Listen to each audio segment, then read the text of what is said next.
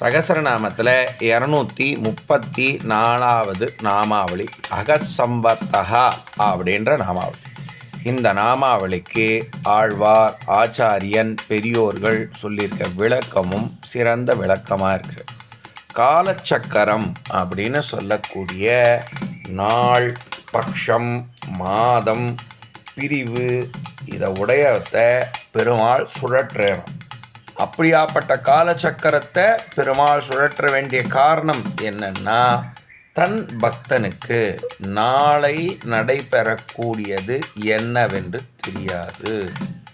தன் பக்தனை காப்பாற்றுவதற்காக பெருமாள் காலச்சக்கரத்தை சுழற்றும் பொழுது ஏற்படும் மாற்றங்களை தன் பக்தனுக்கு உணர வைப்பதற்காக காலச்சக்கரத்தை சுழற்றுகிறார். இதனால்